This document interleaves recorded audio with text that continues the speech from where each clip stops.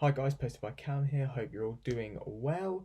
Welcome back to another video. If you are new here, please subscribe. We talk Norwich City on here and we talk football that isn't Norwich City. So got all bases covered.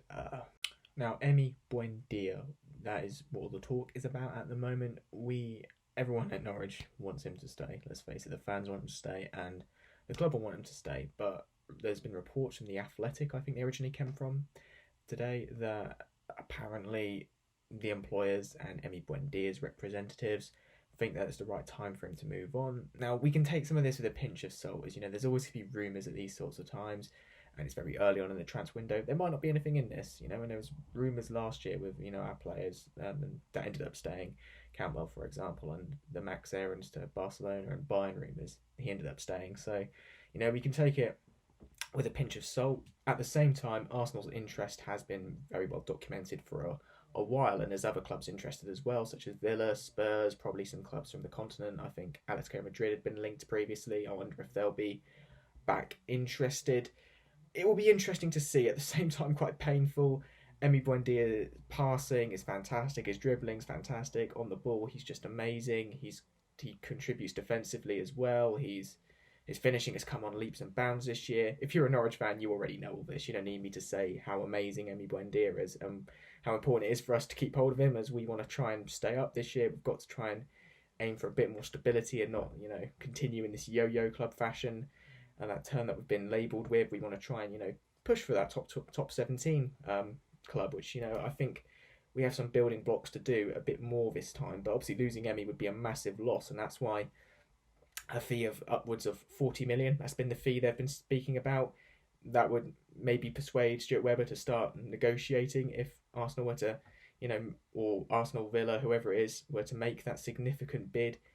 That's what it would take. And, it's understandable. We got Emi Buendia for 1.5 million plus add-ons from Getafe. There'll be a sell-on clause as well. Whether it's 10%, whether it's 20%, we don't know. That will play its part in negotiations, so we'll want more. And yeah, it is going to have to be on our terms because Emi Buendia is contracted until 2024. We've shown in the past with Ben Godfrey that we will sell. Obviously, Everton came in for Ben Godfrey. Everton are a huge club, but with better players than us. They had a world-class manager in Ancelotti. We're not going to stand in the way of players if big clubs come in for our players. But they've got to, show us the money. That's the way it is. Obviously, Godfrey made that move. Lewis made the move to Newcastle. Originally, Liverpool were interested in Jamal Lewis, but their bids were very low. So that just shows it doesn't matter how big the club is, doesn't matter if Jamal Lewis wanted to go to Liverpool, it wasn't going to happen unless that money comes in. And I think that's what it comes down to.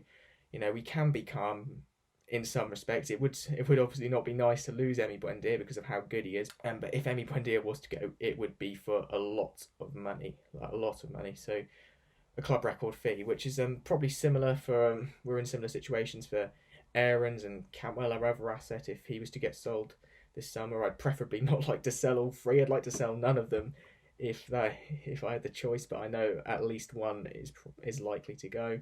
Hopefully it's only just one. I'd rather not. It wasn't two. Cantwell would probably be a smaller fee because he's only got a year left on his contract. But yeah, hopefully we can offer him a new contract soon. That's another topic, obviously. But that what we know at the moment, what's come out today is not too much.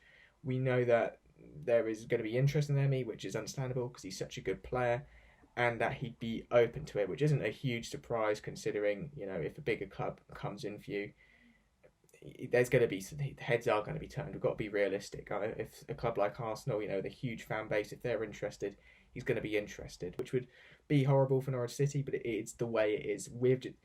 It's just got to be for the money that we want to, find a replacement. Obviously, we have shown in the past that we can replace players. For example, when James Maddison joined Leicester for 25 million, another example of when we don't stand in our players' way.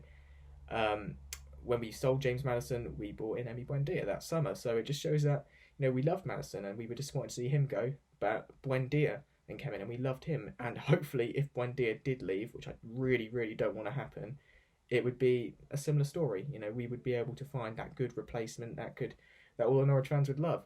So yeah, at the moment we don't know a lot. I'm not sure if he will stay or leave. Let me know what you guys think. Will Emi Buendia still be a Norwich player or won't he? But what we can say is with Stuart Webber at the helm, it's going to be on our terms, and we can, try and do we can all try and ignore the noise, as Stuart Webber would say. But yeah, let me know, guys, and thanks for watching. There'll be more content coming soon, Norwich related, non-Norwich related.